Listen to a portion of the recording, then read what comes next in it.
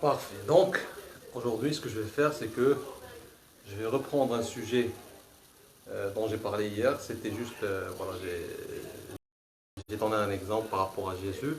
Donc, si nous, les musulmans et les chrétiens, on n'est pas d'accord par rapport à ce que, comme j'ai dit hier, j'ai déjà expliqué, Jésus est le Fils de Dieu. Nous, on dit qu'il est un prophète, voilà. Mais c'est le seul point où on est en désaccord. On est d'accord. Par contre, nous, ce qu'on dit sur Jésus, c'est qu'il ressuscitait les morts. Sa mère, c'est Marie la Vierge. D'ailleurs, il y a juste un seul verset, comment dire, une seule sourate, c'est-à-dire un seul la seule femme qui a été citée avec son nom dans le Coran, c'est Marie la Vierge, Maryam alayhi salam. Donc, nous, on croit, nous les musulmans, on dit que voilà, Jésus, c'est un prophète, il ressuscitait les morts. Ses miracles étaient, il prenait de la boue et il la transformait en, voilà, en pigeon ou bien ce que vous voulez. Il soufflait dedans et il lui donnait la vie. Euh, on dit que Marie, elle était vierge. Il a parlé dès l'âge de 7 jours, hein, dans le berceau, 4 jours, 3 jours, il a parlé avec les gens qui sont venus demander à Marie comment tu peux avoir un enfant alors que tu es vierge, tu n'es même pas mariée. Donc ils l'ont traité de prostituée, ils l'ont traité voilà, de plusieurs choses. Donc si on est en désaccord par rapport à un seul point, c'est que il n'est pas le Fils de Dieu et j'ai déjà expliqué ça hier. Parfait. Nous, on, au moins nous, on n'a pas dit que Marie s'était prostituée, que Jésus c'était un enfant illicite dû d'une relation hors conjugale. On n'a jamais dit ça. Et on n'a pas dit que c'était pas Jésus, parce qu'il y a des gens qui ont dit que voilà, c'est seule la personne qui est maudite qui va mourir, qui meurt sur la croix crucifiée. Donc pour eux, vu il a été crucifié devant leurs yeux, ils ont dit ça se peut pas que ce soit Jésus parce que voilà, il est sur la croix, donc ça se peut pas qu'il est Jésus. Donc notre version aussi par rapport à ça, c'est que ils l'ont jamais crucifié, c'est Dieu il l'a élevé chez lui comme voilà.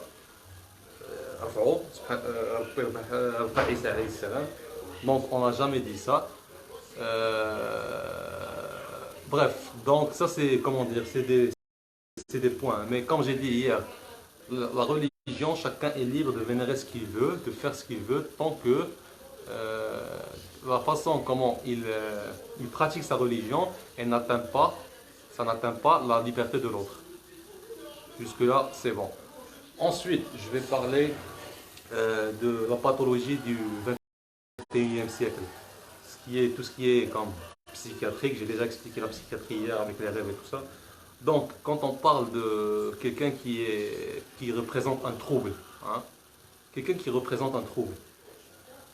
Donc, en fin de compte, il y avait les anciennes méthodes auparavant, mais ces anciennes méthodes, comme on dit, ça représente un dénigrement à la race humaine ou aux droits de l'homme. Donc, si quelqu'un il représente un trouble, si lui il est en état de trouble ou d'une maladie psychiatrique ou jeune, ou il est possédé, donc dépendamment, tout le monde peut l'appeler comme il veut. Donc, c'est quoi la solution? Est-ce que vous voyez une autre solution à part que cette personne soit droguée? Ben, droguée, ça reste relatif, hein. Drogué, je ne parle pas de la drogue, les substances qui se vendent dans la rue, mais drogué par rapport à tout ce qui est médicaments, hein. Donc, si une personne, elle arrive à se contrôler elle-même, si cette personne, elle arrive à se contrôler elle-même, ben, tant mieux, donc il n'y a pas de problème. Mais si cette personne, elle représente un danger envers la société, si cette personne, elle représente un danger envers la société, qu'est-ce qu'il faut faire? Est-ce qu'il faut l'attacher cette personne? Est-ce qu'il faut, je ne sais pas. Donc, la traiter de personne possédée par le démon, donc comme le Moyen Âge, il faut la crucifier. Donc, c'est quoi la solution? C'est les médicaments. Et d'ailleurs, moi, je connais comme aujourd'hui dans notre population, les gens de ma génération, je peux dire que 90% ils sont sous les médocs, sous un traitement. 90% des gens de ma génération, hein, les années 80, moi je suis 84, donc les années 80, fin 70, ils sont tous, voilà, ils prennent des médocs. Pourquoi? Parce que, voilà, donc, la perception de la vie qu'on avait pendant qu'on était jeune, adolescent ou enfant, à un moment donné, on a eu un clash, un choc, et du coup, ça, voilà, ça, comment dire, voilà, ça nous a causé un choc. Par exemple, moi, oui, je prends des médicaments, ben, pas des médicaments, je prends un comprimé la nuit avant de dormir. Suite à ce que le médecin, et il a dit, ça fait longtemps, ça fait 7 ans de cela quelque chose, c'est comme une matière, il y a une matière qui me manque, et cette matière, elle fait que, voilà, si je ne prends pas ce médicament, ça se peut que, comment dire, que je n'ai, comme ça va me démotiver. Donc cette matière, c'est comme le manque de cette matière, elle fait que moi, je vais me sentir démotivé pendant la journée et j'aurai pas la bonne humeur. Donc je prends un comprimé avant de dormir. Donc, j'ai demandé par rapport aux effets secondaires de ce comprimé. Le médecin, elle m'a assuré qu'il n'y a aucun effet secondaire. Tant mieux. Donc, s'il n'y a pas d'effet secondaire, ça nuit pas à... Comment dire? Oui, la première des choses, ça nuit pas à mes organes, surtout le foie ou les... Surtout le foie, ou bien pire encore, ça nuit pas à mon activité sexuelle, c'est-à-dire que ça nuit pas à ma virilité, ben, il n'y a pas de problème par rapport à ça. Donc ça, c'est les seuls critères que j'ai demandé avant de commencer à prendre ce médicament. Et comme j'ai dit, donc la seule chose, c'est si la personne elle devient agitée ou je sais pas, donc auparavant, avant ça, il y avait d'autres méthodes. C'est des méthodes, comme j'ai dit, elles étaient dénigrantes par rapport à la race humaine ou bien aux droits de l'homme. Donc, ils ont substitué ça par de la drogue, qui sont des médicaments.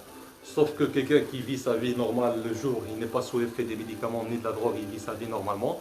Et que, voilà, c'est juste la nuit avant de dormir, il prend un comprimé et ce comprimé, il l'aide à remplacer une matière dont il en a besoin, ben tant mieux. Et en plus de ça, donc, il y a des gens que, moi c'était mon cas. Moi quand je suis tombé malade, voilà, dans le temps je fumais. Je fumais de la marijuana, du weed. Et, et c'est ça pourquoi je suis arrivé là aujourd'hui. Parce que la médecine c'est une science exacte. Donc si un patient il est malade et on dit que c'est ça la psychiatrie, c'est relatif et c'est non exact. Et comment dire, on dit que la cause de sa maladie, c'est par exemple, c'est parce qu'il fumait de la drogue, de marijuana ou de hashish ou ce que vous voulez. Parfait, donc il n'y a pas de problème. Mais quand vous faites le test sanguin de la personne ou le test urinaire, quand vous faites le test sanguin ou le test urinaire et qu'il est négatif, donc il n'y a pas de substance dans le sang ou bien dans l'urine. Mais vous ne pouvez pas dire que c'est la cause de la maladie de cette personne, c'est la drogue. Vous ne pouvez pas. Même si je fume devant vous un joint, je parle en passé, même si je fume un joint devant vous et vous me voyez fumer et que vous me faites le test sanguin et que vous trouvez aucune substance et que les tests sanguins sont négatifs, ben, c'est un miracle. Donc il y a des gens qui auparavant n'ont pas voulu croire à ce qu'ils voyaient. Donc ce qui s'est passé pour ces gens, c'est que c'est comme si je vous disais,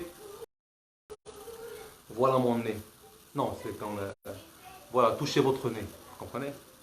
Donc ce que je dis, c'est le nez, mais ce que je fais, c'est que je touche l'oreille. Toucher le nez. Donc c'est la même chose. Donc ils ont fait les tests sanguins et c'était négatif. Il n'y a aucune substance. Et même si je fume devant vous, vous n'avez pas le droit de dire que c'est la marijuana qui était la cause de... Voilà. J'étais pas vraiment... J'étais malade, c'était comme... c'était une petite dépression. Mais moi, j'ai expliqué ça, je l'ai prouvé et je vais encore le prouver. Donc, quand un médecin, un psychiatre ou n'importe quel médecin, il qualifie la maladie d'une personne relativement à la consommation de drogue, il doit avoir des tests. Mais les tests, ils sont négatifs. Donc, ces gens qui ont négligé mes tests sanguins que je garde jusqu'à aujourd'hui, ils sont chez moi, Donc les gens qui ont négligé les tests sanguins, hein, de substances et qui étaient négatifs, à quoi ils ont pensé? Donc ils se sont dit comme, ok, on va ignorer cette étape. Mais on est dans cette étape où on est aujourd'hui. Donc le blâme, il n'est pas sur moi, il est plutôt sur les gens qui, comment dire, qui friment de la science et de la médecine. Et en fin de compte, ils ont démenti leur propre médecine et leur propre science. Donc si je fume un joint devant vous et vous me passez le test sanguin et que mon test sanguin il est négatif de substance, c'est un miracle.